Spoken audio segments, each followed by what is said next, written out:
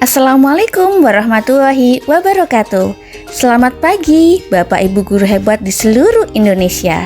Perkenalkan, nama saya Rini dari SDN 3 Blambangan, Kecamatan Muncar, Kabupaten Banyuwangi, calon guru penggerak Angkatan 10 Kabupaten Banyuwangi. Nah, pada kesempatan kali ini saya akan berbagi praktik baik mengenai disiplin positif pada modul 1.4. Bapak Ibu guru hebat di seluruh Indonesia, sebelum kami melaksanakan aksi nyata disiplin positif ini, saya memberikan kegiatan pra-acara kuis apa itu. Pada kesempatan ini, kami memberikan kesempatan kepada Bapak Ibu guru yang ada di sekolah kami untuk mencoba menjawab beberapa soal yang telah kami sediakan. Ternyata Bapak dan Ibu guru hebat yang ada di SDN 3 Blambangan sangat berantusias dalam mengikuti kegiatan aksi positif yang akan saya lakukan pada hari ini. Terbukti Bapak Ibu guru sangat berantusias untuk menjawab dari beberapa pertanyaan yang telah saya siapkan di depan kelas.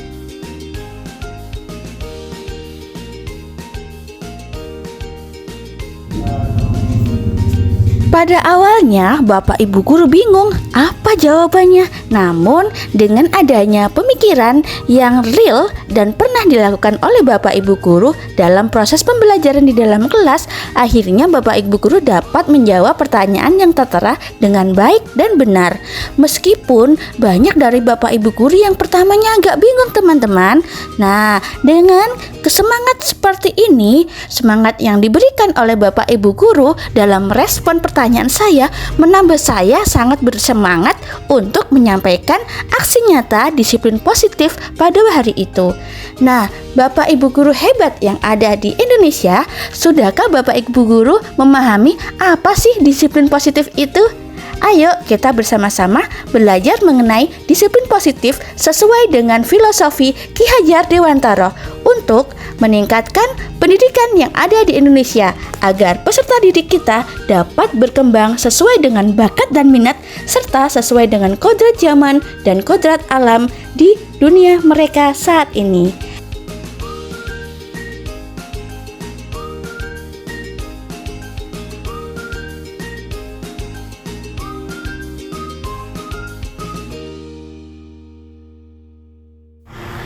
Nah, perlahan Bapak Ibu guru semuanya telah menempelkan satu persatu jawaban mereka pada pamflet yang tersedia. Sudah terlihat bukan?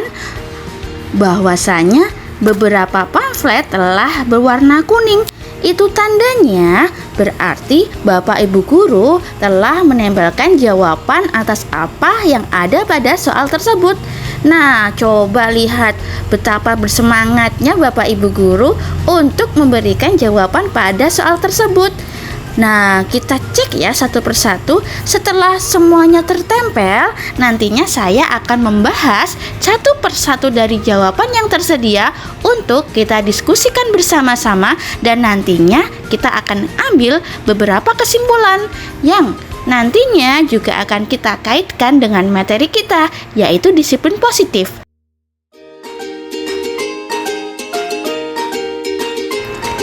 Penasaran kan Bapak Ibu guru hebat di seluruh Indonesia, seperti apa aksi nyata yang telah kami lakukan pada hari ini? Ayo kita simak bersama. Semangat Bapak Ibu guru untuk meningkatkan kualitas pendidikan di Indonesia. Salam guru penggerak, tergerak, bergerak, dan menggerakkan. Assalamualaikum warahmatullahi wabarakatuh.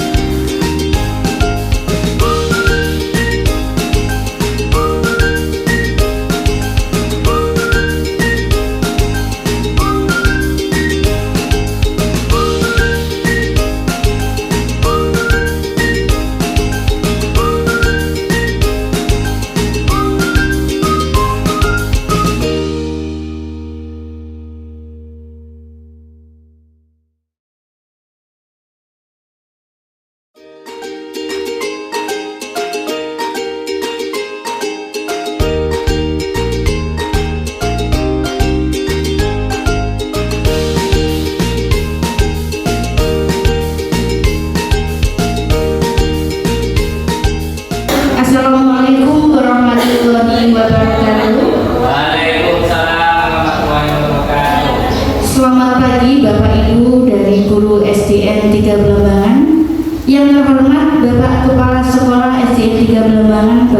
Rujiono, yang saya hormati Bapak Ibu Guru dari kelas 1 sampai kelas 6 yang berbahagia. Pertama-tama, marilah kita panjatkan puja dan puji syukur atas kehadiran Tuhan Yang Maha Esa, karena atas limpahan rahmat-Nya kita dapat berkumpul dalam kegiatan penyebaran aksi nyata modul 1.4 mengenai budaya positif dalam pendidikan guru penggerak angkatan 10 dengan sehat walafiat.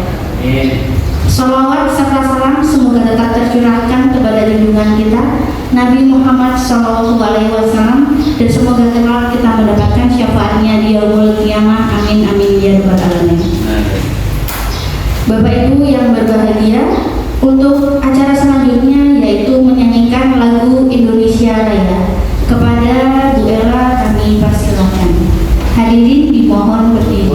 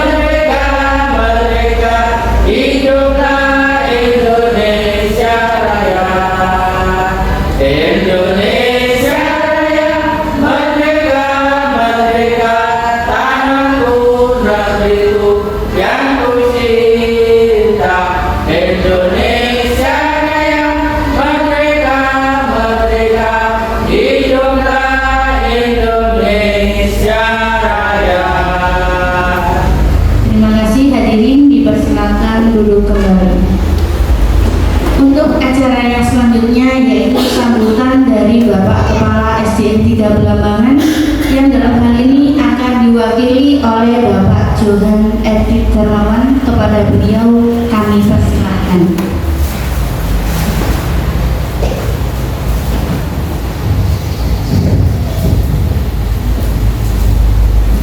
Assalamualaikum warahmatullahi wabarakatuh.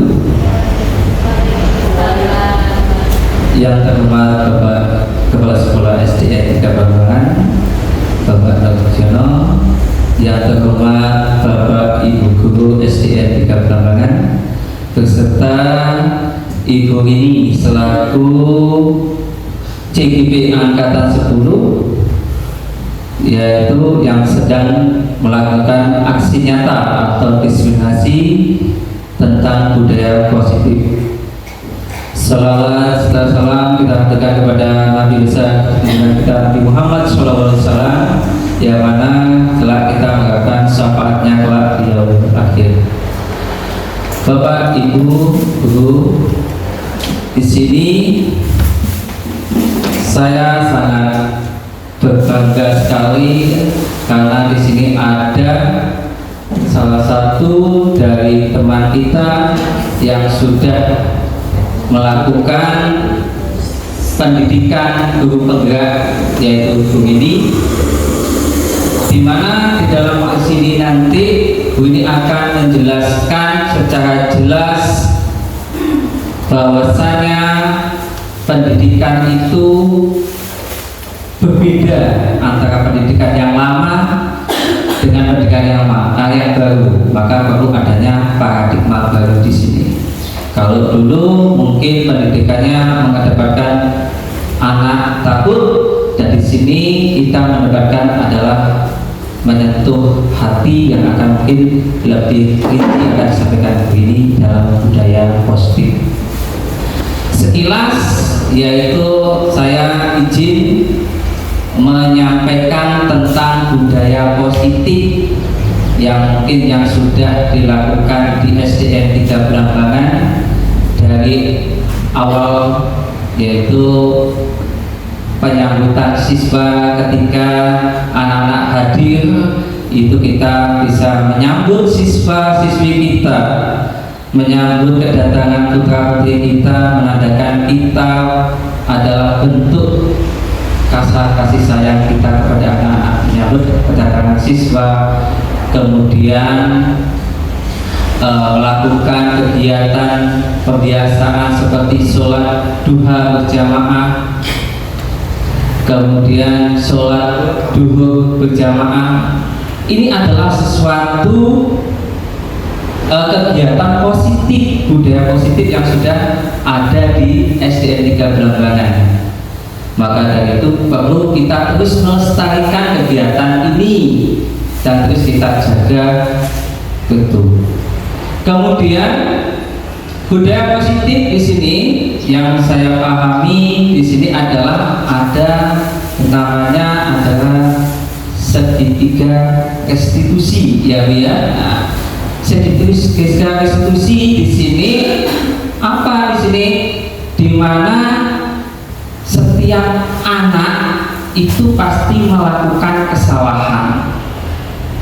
Begitu juga kita ketika duduk di bangku sekolah pendidikan pernah melakukan kesalahan. Nah, setiap kesalahan itu tidak pantasnya kita langsung menjustif kepada anak, ini anak ini nakal, ini anak ini apa. Maka barulah ada pendekatan individu kedua anak tersebut. Mengapa anak tersebut bisa melakukan seperti itu? Maka ada namanya kegiatan pendekatan segitiga restitusi. Kemudian contoh saja misalnya dari kegiatan budaya positif yang sudah disampaikan Bu ini, mungkin bisa tahu mungkin kegiatan budaya positif apa yang sudah dilakukan untuk aksi nyatanya kemarin untuk diseminasi apa pembuatan keyakinan kelas. Nah, di sini pembuatan keyakinan kelas, apa bedanya keyakinan kelas sama peraturan sekolah? Bedanya kalau peraturan sekolah yang buat sekolah,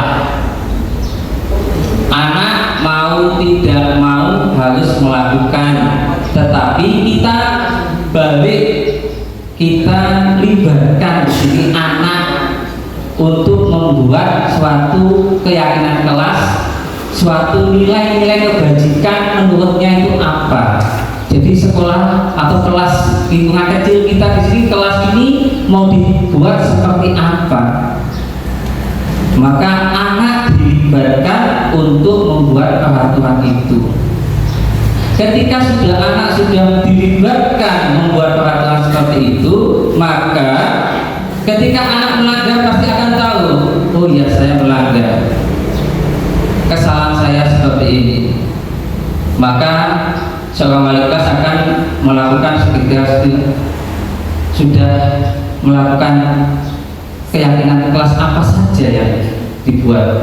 Contoh di sini mungkin keyakinan kelasnya satu, anak datang tepat waktu. Dan ketika anak terlambat sekolah, anak itu akan merasa bahwa dia itu melakukan kesalahan. Ketika kesalahan itu maka dicarilah sumber permasalahannya itu, tidak langsung menjustis kenapa datangnya terlambat, tapi guru di sini mencarikan solusinya. Mungkin tidak dibangunkan ibunya bisa terlambat, mungkin anaknya tidurnya kemalaman,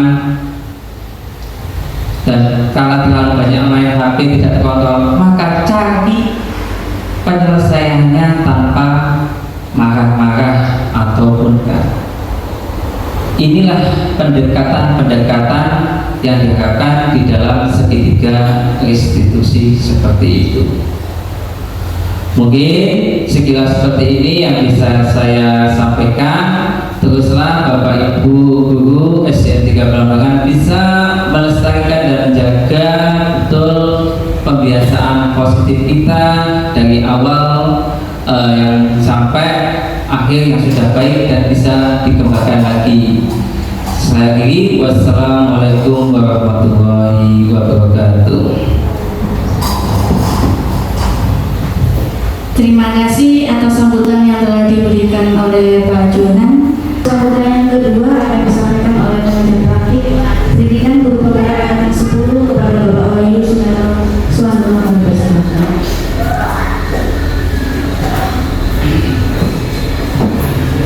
Assalamualaikum warahmatullahi wabarakatuh. Yang kami hormati Kepala Sekolah SD 3 Belambangan Pak Jono, serta Bapak Ibu Guru yang berbahagia. Sebelumnya kami ucapkan banyak-banyak terima kasih atas izin dan waktunya Pak Kepala Sekolah dan Ibu, karena tapi di sini kita belajar berdiskusi yang lagi tren saat ini, Merdeka Belajar dan profil pelajar Pancasila. Nah, jadi Bapak Ibu sekalian, monggo nanti didiskusikan dipandu oleh Bu Rini, kita saling memberi masukan. Kalau masih CGP mungkin masih kita, yang berat kalau C-nya sudah hilang. Nah, ini yang ilmunya dari guru gerak itu masih dijalankan apa tidak? Gimana ya? Kalau yang C mungkin masih ada ini, Pak. Setiap bulan ini nanti Pak Wahyu datang memeriksa kalau nggak dijalankan ini. Yang kalau sudah dilatih dan dikukuhkan jadi guru penggerak, nah itu bagaimana nanti Bapak Ibu sekalian bisa menggerakkan warga sekolah ini agar pelayanan terhadap siswa itu lebih baik. Jadi bagaimana kita mengajar itu menyenangkan dan berdampak pada siswa. Itu saja pengantar dari saya. Kurang saya mohon maaf. Wassalamualaikum warahmatullahi wabarakatuh. Terima kasih atas sambutan yang telah disampaikan. Untuk selanjutnya, agar kegiatan kita dapat berjalan lancar, alangkah baiknya kita berdoa terlebih dahulu. Semoga kegiatan ini bisa berjalan dengan lancar dan bermanfaat bagi kita. Kepada Bu Tia kami persilahkan.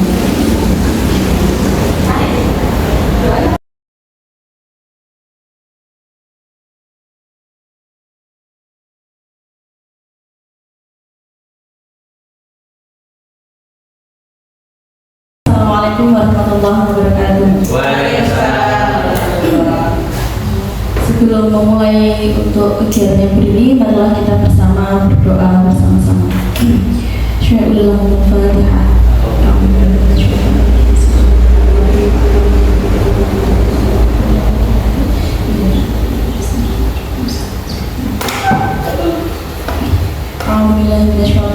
Bismillahirrahmanirrahim. Allahumma sholli ala sayyidina Muhammad wa ala ali sayyidina Muhammad. Allahumma ighfir lana dhunubana wa dhunuba walidayna warhamhuma kama rabbayana shighara. Allahumma inna nas'aluka salamatan fid din wa 'afiyatan fil jasad wa ziyadatan fil 'ilmi wa barakatan fil rizqi wa tawbatan qabla al-maut wa rahmatan 'inda al-maut wa maghfiratan ba'da al-maut. Allahumma hawwin 'alaina fi sakaratil maut wa najata minan nari wal 'afwa 'inda al-hisab. Rabbana la tuzigh qulubana ba'da idh hadaytana wa hab lana min ladunka rahmah innaka antal wahhab.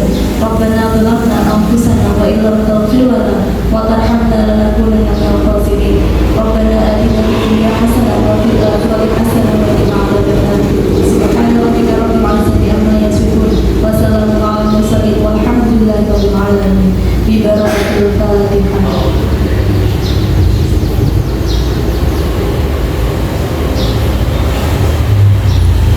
Terima kasih kepada Bu Tia berikan semoga bisa bermanfaat bagi kita di kemudian hari. Amin amin ya rabbal alamin. Bapak Ibu, biar tidak ngantuk ya, kita kasih es breaking terlebih dahulu. Sebenarnya Bu Inna sudah ngantuk. Selalu Oke, kita es breaking dulu. Pengennya es breaking yang bergerak, namun yang tidak bergerak. Yang bergerak ya. Kalau yang bergerak ada musik ini, musik senang. Kemarin sudah saya praktekkan di anak-anak dan anak-anak ternyata suka Bapak Ibu. Bisa berdiri ya Bapak Ibu biar lebih sehat lagi, biar tidak ngantuk. Ini adalah senang alam samsa, nanti kita ikuti gerakannya. Semakin cepat nanti senangnya semakin lebih cepat lagi. Jadi nanti kita lebih sehat. Sudah siap Bapak Ibu? Siap. Oke.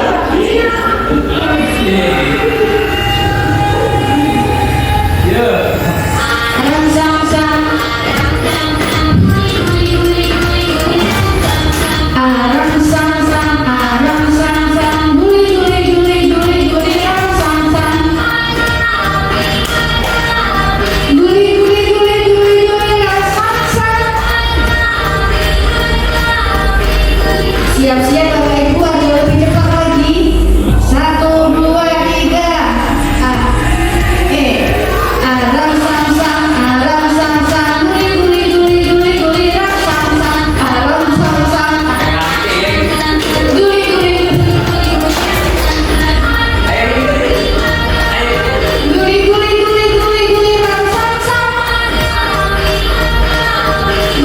Lebih cepat lagi Bapak Ibu. Siap-siap. Dalam hitungan 3. 1, 2, 3. Guli-guli-guli-guli-guli, ram-sam-sam, ram-sam-sam.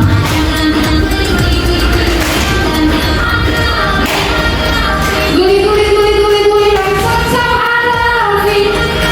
Guli-guli-guli, lebih cepat lagi Bapak Ibu, kurang 3 kali lagi.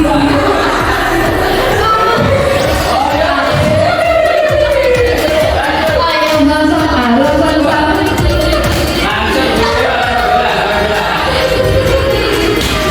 Arafi. Lagi Bapak Ibu, terakhir. 2, 3, 1. Arum sang-sang, guli-guli-guli-guli.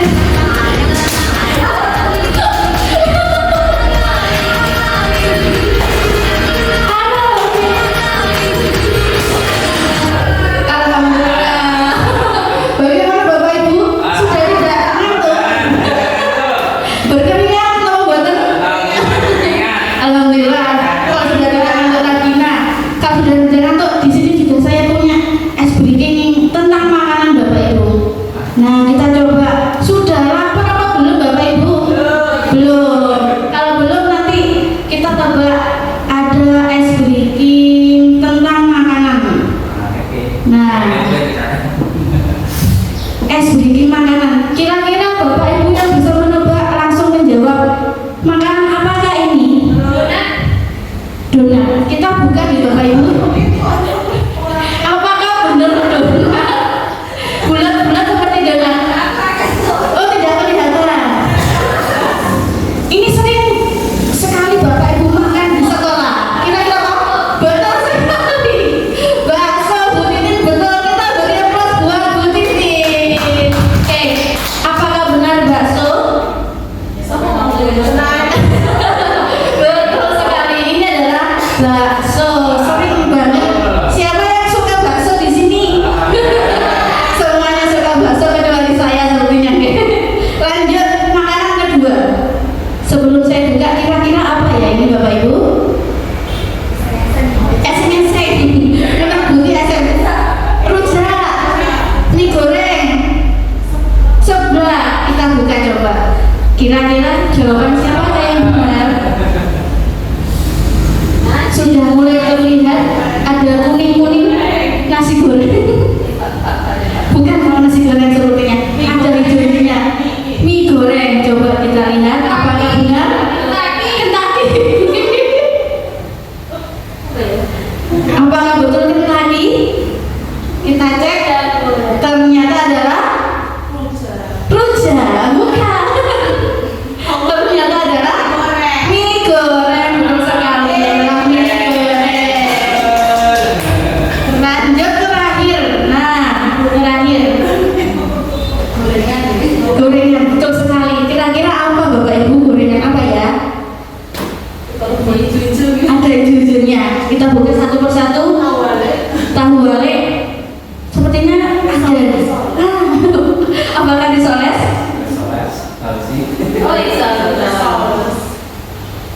Sudah kelihatan? Sudah kelihatan batang hidungnya. Nah, sudah kelihatan. Kita lihat, betul sekali ini adalah misoleh. Oh, apa? Lumia. Lumia. Oke. Lanjut nih Bapak Ibu, sudah ada SDQ 2, semoga Bapak Ibu tidak ngantuk. Kita kembali ke materi kita mengenai disiplin positif.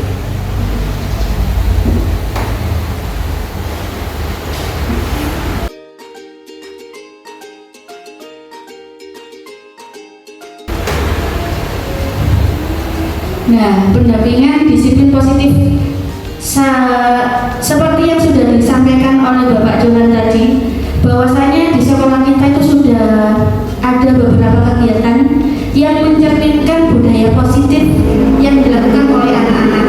Nah, sebenarnya konsep utama dari modul budaya positif ini ada 7 Bapak Ibu yang sudah saya pelajari dalam beberapa kali pertemuan pendidikan guru penggerak. Yang pertama di sini adalah perubahan paradigma belajar, kemudian disiplin positif, kebutuhan dasar, motivasi perilaku manusia, posisi kontrol restitusi, keyakinan kelas, dan segitiga restitusi. Saya yakin dari Bapak Ibu sudah mengerti, bahkan sudah ada yang mengimplementasikan dalam pembelajaran di kelas, baik dari ketujuhnya maupun salah satu dan salah dua dari kegiatan ini. Untuk yang pertama di sini adalah pembelajaran dengan paradigma baru. Nah, di sini saya ambil foto kegiatan yang telah saya lakukan bersama anak didik saya kelas 1. Apa itu pembelajaran paradigma baru? Nah, pembelajaran paradigma baru itu Bapak Ibu adalah pembelajaran yang berpusat pada siswa, betul sekali. Kalau zaman saya sekolah dulu, pembelajarannya masih bersifat kepada guru. Jadi guru hanya menerangkan saja tanpa mengaktifkan atau mengajak siswa dengan lebih baik lagi. Nah, kalau sekarang istilahnya kita hanya sebagai fasilitator, kita memfasilitasi peserta didik dalam proses pembelajaran. Jadi yang aktif di dalam kelas itu adalah peserta didik. Contoh di sini ada kegiatan membaca. Jadi kita berikan media. Di situ ada media dari kain flanel. Kita buat media tersebut untuk anak-anak aktif. Bagaimana cara membaca dengan baik? Bagaimana cara mencari kata dengan cepat? Nah, dengan adanya kuis seperti ini, anak-anak itu khususnya dari kelas rendah lebih suka dan lebih berminat daripada kita ajari baca ini Bapak Budi, ini Ibu Budi. Mereka ngantuk. Biasanya sering, Bu kapan istirahat? Bu masih lama? Bu kapan pulang? Tapi kalau kita kasih game yang bervariasi menggunakan media-media yang unik, yang lebih baru, mereka pasti akan lebih ingin mencoba, ingin berminat seperti itu. Kemudian menggambar. Nah, di sini saya tidak hanya menerapkan proses pembelajaran di kelas, tapi juga di luar kelas. Bisa jadi di halaman, bisa jadi di perpustakaan, ataupun di manapun yang ada di sekitar sekolah. Saya yakin juga serta banyak melihat pembelajaran yang telah dilakukan Bapak Ibu, seperti Ibu Ella kapan hari itu ada kuis, game mencari menemukan harta karun, apa-apa itu yang Bu Ella buat. Itu juga baik. Anak-anak pasti semangat. Saya lihat wah anak-anak senang dikasih game. Saya juga ingin seperti itu. Nah, saya juga termotivasi dari Bu Ella. Kemudian dari Bu Titin belajar dari media. Anak-anak disuruh mengambil, Bu Titin apa Bu Inang yang mengambil batu untuk Bu Inang. Saya wah anak-anak sepertinya suka dengan pembelajarannya konkret. Daripada kita hitung, ayo anak-anak hitung 1, 2, 3, mereka ngambang. Tapi kalau kita pakai media yang konkret, oh seperti ini cara menghitung, menjumlahkan seperti ini, mereka lebih aktif, lebih bermakna lagi pembelajarannya. Kemudian yang ketiga di sini ada mewarnai. Pada waktu itu saya memperoleh ide mewarnai menggunakan bahan-bahan dasar yang aneh menurut saya itu dari media sosial TikTok. Nah, di sini saya menggunakan sabun deterjen, kemudian sama bubuk kunyit. Nah, kita sediakan media kertas, kemudian kita gunakan kedua media tersebut untuk mewarnai. Ternyata di sini anak-anak juga berminat. Bahkan loh,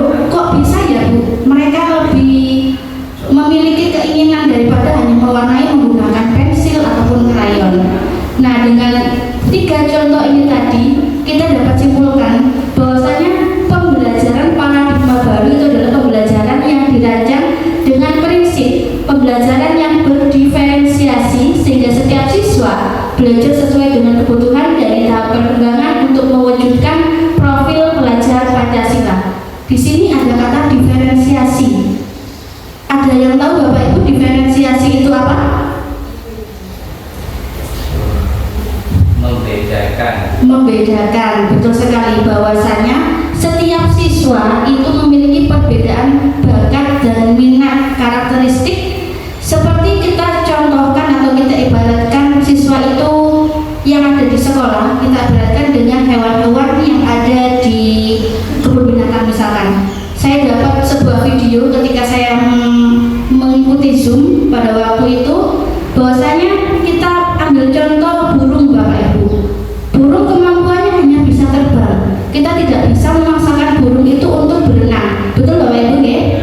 Demikian juga bebek. Bebek hanya bisa berjalan di daratan, tidak bisa terbang dengan baik seperti burung.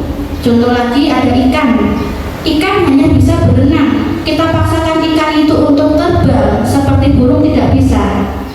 Nah itu kita juga bisa umpamakan seperti peserta didik kita Bapak Ibu. Jadi tidak semua peserta didik itu memiliki bakat dan minat yang maksimal di semua mata pelajaran. Pasti kita sering dijumpai seperti halnya di kelas 5 Leni ya. Leni itu hanya memiliki bakat di bidang tari. Nah oleh karena itu kita tuntut bakatnya di bidang tersebut, kita maksimalkan meskipun di dalam perkembangan kemampuan akademiknya kurang. Karena apa? Karena kita tidak bisa memaksakan bakat mereka di semua mata pelajaran itu harus baik. Sama halnya dari hewan-hewan tadi itu Bapak Ibu. Kemudian contoh yang lain, misalkan di kelas 1 itu ada Saka. Nah, Saka ini unik Bapak Ibu. Dia kalau dalam pelajaran bahasa Indonesia menulis itu sangat kurang. Tapi apa? Ketika dalam pembelajaran matematika dia sangat hebat.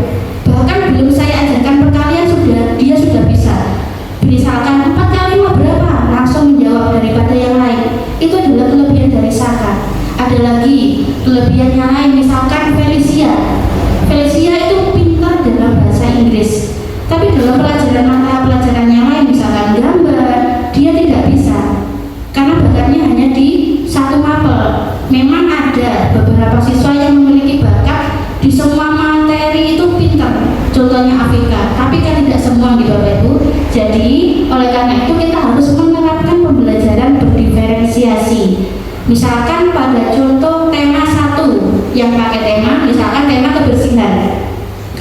Dalam pembelajaran berdiferensiasi ini kita bisa memberikan pilihan kepada anak-anak. Anak-anak boleh menggambar tema kebersihan, boleh membuat puisi bagi yang suka menulis. Barangkali yang suka menggambar mereka bisa menggambar seperti itu. Nah kalau dalam pembelajaran yang sudah saya lakukan, pembelajaran diferensiasi khususnya yang belakangan ini masih baru, dalam pembelajaran daring ketika anak kelas 6 mengalami ujian, saya di situ memberikan pilihan kepada anak-anak. Misalkan pada waktu itu temanya adalah uang koin dan uang kertas. Nah di sini saya memberikan pengalaman kepada mereka. Yang pertama, bagi yang suka bercerita, saya izinkan mereka untuk membuat video cerita apa itu uang kertas, apa itu uang koin. Bagi yang ingin praktek langsung, saya izinkan kepada mereka untuk membuat kegiatan sehari-hari untuk menabung. Kemudian ada juga yang langsung mempraktekkan jual beli dalam kegiatan sehari-hari. Nah, bagi yang suka menggambar bagaimana Bu? Nah, di situ juga ada beberapa siswa, Bu saya pengen gambar, monggo silakan. Jadi ada yang gambar uang koin dicetak, ada yang uang kertas. Nah dari kegiatan ini mereka akan memilih sendiri. Jadi kita tidak harus buat gambar, tidak, kita memberikan pilihan kepada mereka karena mereka memiliki bakat dan minat yang berbeda. Nah, ini adalah salah satu contoh pembelajaran berdiferensiasi dengan tipe uang logam dan uang kertas yang dilakukan oleh peserta didik kelas 1. Pada kesempatan ini, mereka menjalani proses pembelajaran daring. Peserta didik dapat memilih beberapa kegiatan yang telah Bu Rini siapkan. Nah, di sini ada peserta didik yang suka menggambar, mereka diperbolehkan untuk menggambar uang logam dan uang kertas. Kemudian bagi peserta didik yang suka bercerita, mereka diperkenankan baik itu bercerita secara tertulis maupun secara lisan. Nah, ada juga peserta didik yang langsung terjun praktek menggunakan kegunaan dari uang logam dan uang kertas. Dari pembelajaran ini, mereka sangat berantusias karena mereka menyesuaikan dengan bakat dan minat yang mereka miliki. Nah, Bapak Ibu, seru bukan?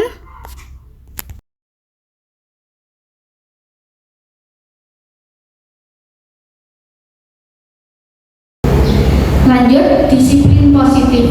Nah, disiplin positif ini sudah kita lakukan dalam kehidupan sehari-hari seperti yang dibahas sebelumnya oleh Bapak Tuhan.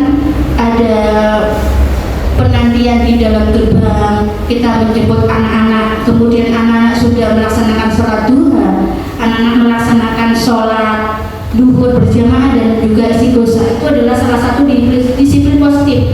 Kemudian anak-anak juga berbaris ketika sebelum masuk kelas, itu juga disiplin positif.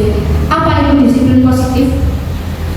Disiplin positif adalah kegiatan yang dilakukan oleh seseorang untuk mendapatkan kepatuhan. Nah, sebagai pendidik, tujuan kita adalah menciptakan peserta didik yang disiplin dan berperilaku baik, khususnya mengacu pada nilai-nilai kebajikan universal serta memiliki yang namanya motivasi intrinsik. Nah, motivasi itu sendiri dimiliki siswa itu ada dua, ada intrinsik, ada ekstrinsik. Kalau ekstrinsik itu biasanya dari anak-anak, saya pengen dipuji oleh Bapak Ibu guru, saya pengen dibilang rajin, saya pengen dibilang saya pintar sendiri di kelas. Itu motivasi intrinsik. Jadi anak-anak mau belajar kalau dipuji oleh gurunya, anak-anak mau belajar kalau dibilang pintar. Itu motivasi ekstrinsik yang muncul dari orang lain. Nah, kalau dalam disiplin positif, kita harus mengutamakan yang namanya motivasi intrinsik dari diri siswa itu sendiri. Saya harus belajar biar saya bisa mendapatkan ilmu yang bermanfaat. Jadi bukan dari orang lain, melainkan dari dirinya itu sendiri. Nah, di sini kita tekankan lagi bahwasanya disiplin positif itu tidak ada sogokan, entah itu sogokan nilai, kemudian sogokan hadiah, bahkan ancaman maupun hukuman. Kamu akan saya hukum jika kamu tidak nulis misalkan. Itu tidak ada nih Bapak Ibu kalau di disiplin positif. Nah, disiplin positif itu sendiri dapat membuat murid untuk dapat memahami dan menyadari peserta didik khususnya berdasarkan motivasi internal, bukan akibat paksaan ujian maupun hukuman. Nah, motivasi perilaku manusia itu sendiri dibedakan menjadi dua, seperti yang sudah dijelaskan pada kegiatan sebelumnya. Ada motivasi eksternal dan juga motivasi internal. Untuk motivasi eksternal sendiri biasanya dilakukan oleh peserta didik karena untuk menghindari hukuman ataupun ketidaknyamanan. Selain itu, mereka juga melakukan karena ingin mendapatkan imbalan ataupun penghargaan dari orang lain, baik itu dari peserta didik yang lain ataupun dari Bapak Ibu guru. Nah, oleh karena itu, sebagai seorang pendidik, kita harus mengutamakan yang namanya motivasi internal, yaitu menjadikan orang yang mereka inginkan dan menghargai diri sendiri dengan nilai-nilai yang dipercaya. Nah, di sini kebutuhan dasar manusia tidak hanya peserta didik. Kita sebagai guru juga memiliki yang namanya kebutuhan dasar. Yang pertama adalah kebutuhan bertahan hidup. Kita dalam bertahan hidup membutuhkan yang namanya makanan, pakaian, sandang, pangan, papan kalau dalam bahasa Jawa. Nah, yang kedua ini yang paling sering terjadi, kebutuhan yang sangat sering tidak dimiliki oleh siswa, yaitu kebutuhan kasih sayang dan rasa diterima. Banyak dari siswa kita yang memiliki rasa atau menunjukkan perilaku-perilaku yang ingin diperhatikan oleh Bapak Ibu guru. Karena apa? Karena mereka kekurangan kasih sayang dari orang tua. Ada yang orang tuanya broken, ada yang ditinggal ke luar kota, ada yang di luar negeri, atau bahkan hanya tinggal dengan kakek nenek saja. Mereka cenderung membuat ulah. Kenapa? Karena mereka membutuhkan perhatian kita. Contohnya di kelas 1, ini saya dapatkan dari seorang peserta didik atas nama Riko. Riko itu pasti selalu membuat ulah, bahkan tidak hanya di dalam kelas. Bapak Ibu guru juga mungkin sering menjumpai Riko membuat ulah di luar kelas nggih. Karena apa? Setelah saya pelajari, setelah saya cermati, saya home visit ke rumahnya, ternyata Riko itu memang memerlukan kasih sayang dari ayah dan juga bundanya. Dia ditinggal oleh kedua orang tuanya dan hanya hidup dengan kakek neneknya saja. Bahkan kapan hari Riko juga, Bu saya rindu sama ibu saya. Sampai kapan-kapan itu sampai telepon, sampai apa, karena ditinggal oleh ibunya merantau untuk kerja. Nah di sini biasanya mesti Riko di dalam kelas selalu membuat ulah. Kenapa? Karena ingin diperhatikan oleh guru. Tidak hanya saya, mungkin bapak ibu guru yang lain, bahkan Pak Johan mungkin ya, Pak Johan sering. Karena Riko membutuhkan sosok ibu dan juga sosok ayah. Ini adalah kebutuhan dasar manusia yang sering kita jumpai. Mungkin dari kelas yang lain juga banyak dijumpai hal yang sama seperti Riko. Kemudian penguasaan dari materi misalkan, kemudian kebebasan. Nah kebebasan di sini anak-anak bebas memilih pembelajaran yang disukai karena adanya pembelajaran berdiferensiasi itu tadi. Nah kebebasan di sini juga berkaitan dengan kesenangan. Saya senang menggambar Bu, ya sudah silakan. Temanya yang penting tentang kebersihan, kalian boleh menggambar seperti itu. Lanjut, yang ketiga. Nah, motivasi perilaku manusia sama yang saya jelaskan tadi, bahwasanya setiap individu itu punya, khususnya peserta didik, memiliki motivasi dua jenis, eksternal dan juga internal. Nah, motivasi itu sendiri merupakan dorongan yang timbul pada diri seseorang secara sadar ataupun tidak sadar untuk melakukan suatu tindakan dengan tujuan tertentu. Kalau peserta didik biasanya motivasi eksternalnya, kenapa kok melakukan, misalkan saya sholat duha, kenapa? Karena takut dihukum oleh Pak Johan, misalkan seperti itu Pak Johan. Itu berarti masih motivasi eksternal. Kenapa kamu kok sholat duha? Saya takut dihukum Bu Rini, disuruh sholat lagi, misalkan seperti itu. Itu berarti bukan dari dirinya, tapi dari Bapak Ibu guru. Yang kedua, motivasi eksternal adalah mendapatkan imbalan atau penghargaan dari orang lain. Contohnya, saya ingin belajar jika dikasih nilai tambahan Bu, dikasih poin. Atau saya juga pengen belajar jika ada hadiahnya Bu, ada jajan misalkan. Itu dari motivasi eksternal. Nah dari dua motivasi ini memang boleh dilakukan, namun alangkah baiknya kita sebagai pendidik lebih mengutamakan yang namanya motivasi internal. Jadi menjadi orang yang mereka inginkan dari dirinya sendiri. Saya mau sholat duha karena memang saya ingin mendekat dengan Allah, misalkan seperti itu. Tidak ada paksaan dari orang lain. Lanjut di sini, posisi kontrol seorang guru. Nah ada 1, 2, 3, 4, 5. Kira-kira Bapak Ibu memilih posisi yang mana? Sebagai guru, posisi Bapak Ibu yang pilih, kalau dari Bu Ella lebih memilih yang apa? Dari kelima itu, misalkan ada anak yang merasa bersalah, Bu Ella kepingin menjadi posisi yang mana? Apakah penghukum, pembuat merasa bersalah, menjadi teman, pemantau, atau manajer? Menjadi teman. Kalau Bu Tia? Sama? Semuanya sama dengan teman? Kalau Pak Johan sendiri? Manajer. Kenapa Pak Johan untuk memilih manajer?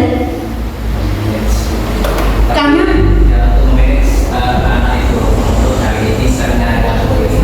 untuk memanage kemampuan dari istri sendiri. Betul sekali. Jadi dulu saya sebelum mengikuti pendidikan guru penggerak, apalagi ketika saya masih sekolah di SMP di Bapak Ibu, saya itu adalah posisi kontrol seorang guru sebagai penghukum. Pasti ada yang sama dengan saya, suka menghukum anak-anak. Pernah di Bapak Ibu ya? Kenapa? Karena kalau tidak dihukum anak-anak pasti nakal, tidak kapok, menyempelekan. Nah ternyata Bapak Ibu, itu adalah bukan posisi kontrol yang dianjurkan oleh seorang guru. Kita sebagai seorang guru ternyata harus lebih menunjukkan atau memilih posisi menjadi manajer, seperti yang kata Pak Johan. Kenapa? Karena dengan posisi manajer ini paling baik, karena guru berbuat sesuatu bersama murid. Jadi murid tidak langsung mendapatkan apa solusinya. Kita diskusi sama murid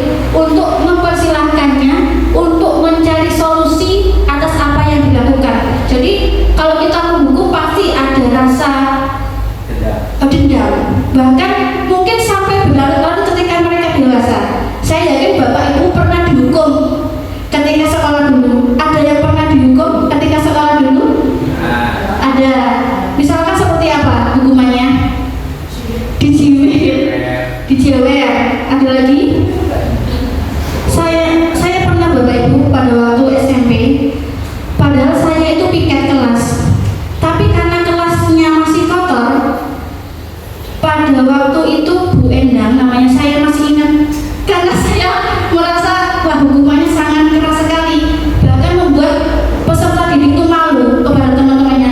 Disuruh nyapu Bapak Ibu pakai tangan, bayangkan ya, satu kelas suruh nyapu pakai tangan.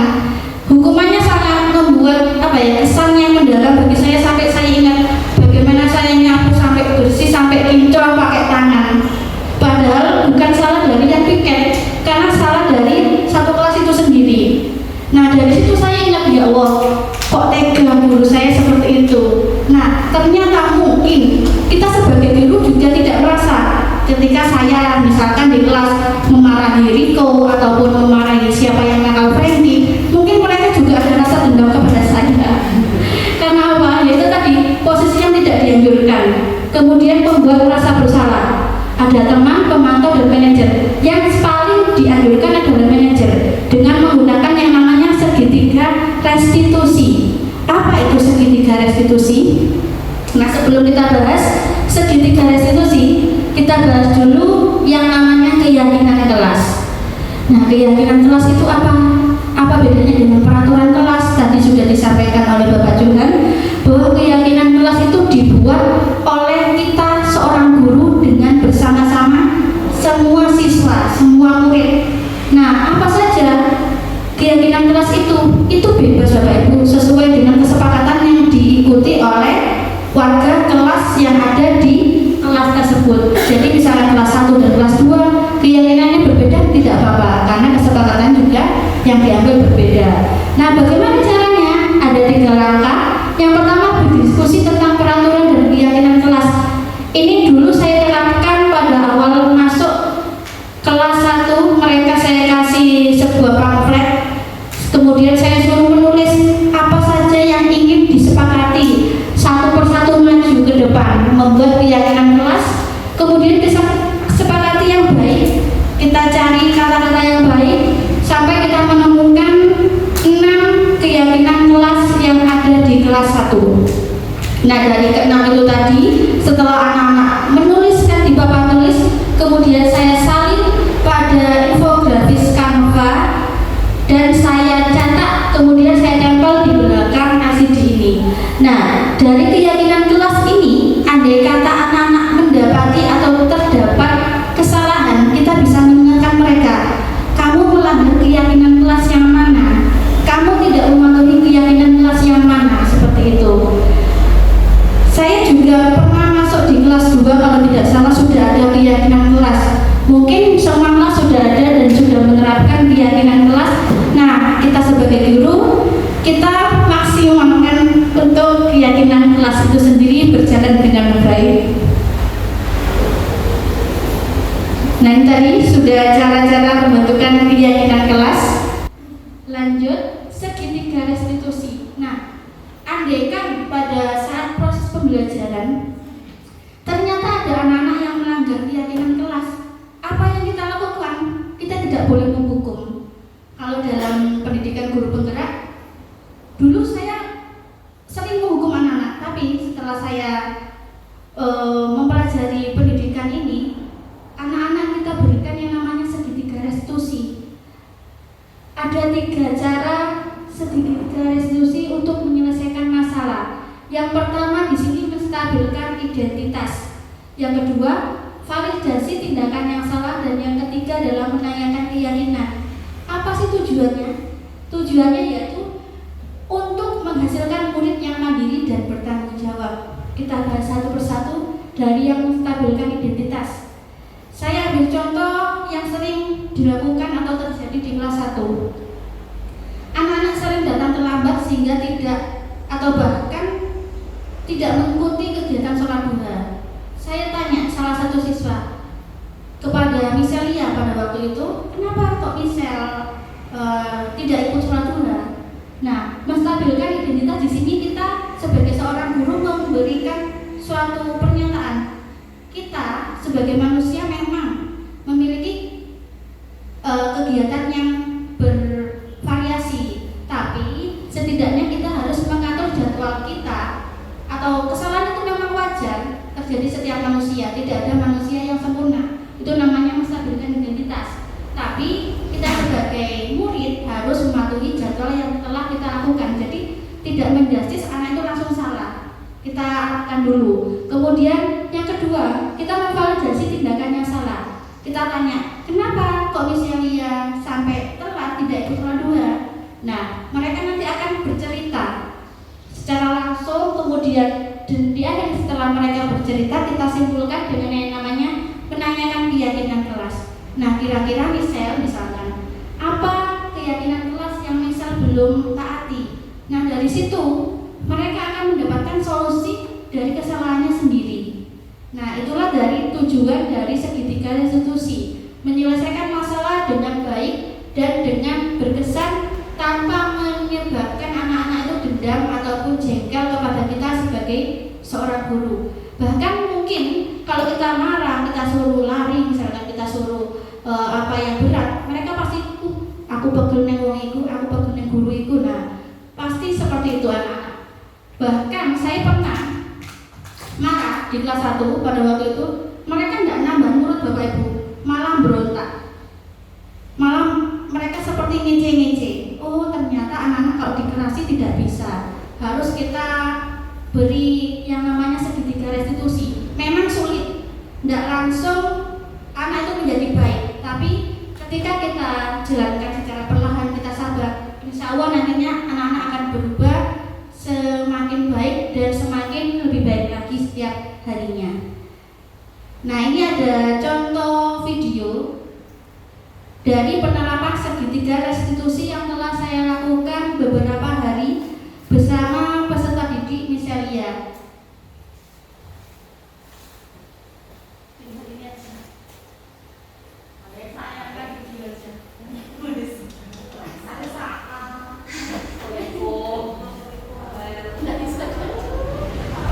Nah, di sini ada video mengenai segitiga restitusi dari Miselia.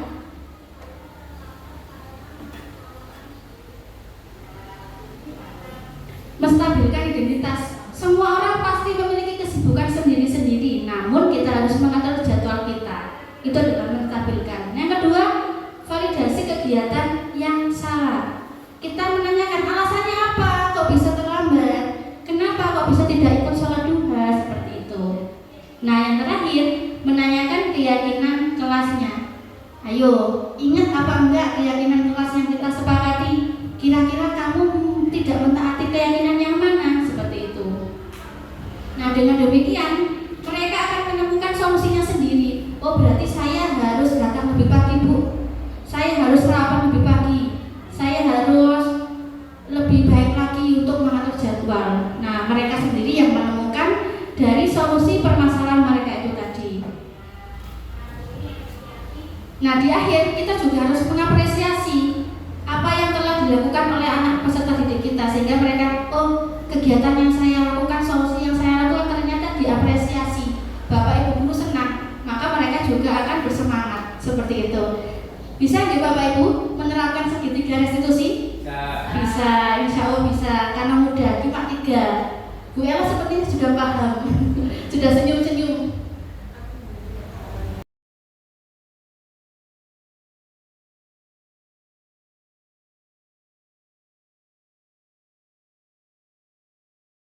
Assalamualaikum, Misel. Waalaikumsalam, Bu. Bu, ini boleh tanya, Misel? Boleh. Pada hari Jumat, apakah Misel tidak mengikuti kegiatan sholat duha dan isi dosa? Maaf, Bu, saya terlambat karena masih sarapan, Bu. Ya, Bu ini paham. Semua orang pasti memiliki kesibukan sendiri-sendiri. Namun, kita harus mengatur jadwal kita. Ya, Bu. Kira-kira kenapa Misel tidak mengikuti kegiatan sholat duha dan isi dosa tersebut? Karena pembacaan itu sudah dimulai dan saya malu untuk ke sana. Misel masih ingat keyakinan sekolah kita? Jadi saya mengikuti kegiatan sekolah. Nah, Misel belum tertib mengikuti kegiatan sekolah. Nah, Misel, kira-kira kamu akan melaksanakan apa untuk menembus kesalahan tersebut? Saya akan bangun lebih pagi. Misel akan bangun lebih pagi, bagus itu. Kira-kira ada yang lain, Misel? Sarapan lebih awal. Ya, berarti Misel sudah memahami aturan yang ada di sekolah kita. Ya. Ya. Nah, Bu ini apresiasi Michelle bisa menerapkan hal tersebut di sekolah kita. Sekarang Michelle boleh beristirahat kembali dan tidak boleh mengulanginya lagi ya Michelle ya. Iya, Bu. Assalamualaikum warahmatullahi wabarakatuh. Perkenalkan, nama saya Miseria Lovely Maulida, kelas 1 SDN 3 Blambangan. Saya berterima kasih kepada Bu Rini atas diskusi yang telah dilakukan, sehingga saya mendapatkan solusi atas kesalahan yang saya lakukan. Terima kasih. Wassalamualaikum warahmatullahi wabarakatuh. Assalamualaikum warahmatullahi wabarakatuh. Selamat pagi Bapak Ibu Guru. Perkenalkan, nama saya Mutiara Sani Putri Suryana Dewi. Saya salah satu guru di SD Negeri 3 Blambangan. Alhamdulillah, pada kesempatan kali ini saya akan memberikan testimoni terhadap aksi nyata disiplin positif yang telah dilakukan oleh Bu Rini.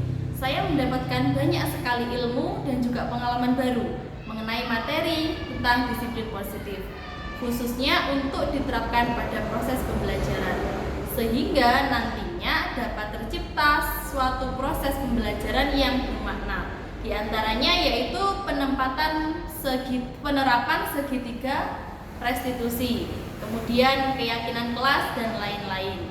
Semoga pada kegiatan aksi nyata selanjutnya lebih bersemangat untuk menyebarkan dan melakukan diseminasi.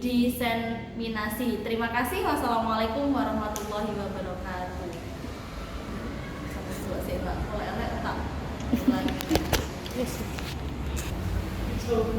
Nah, demikianlah presentasi. Demikianlah presentasi mengenai aksi nyata disiplin positif yang sudah saya terapkan. Semoga bisa bermanfaat bagi kita semuanya, bagi Bapak Ibu Guru.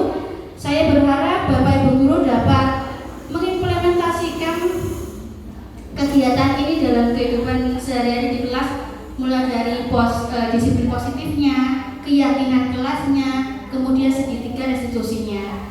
Demikian, kurang lebihnya saya akhiri. Wassalamualaikum warahmatullahi wabarakatuh.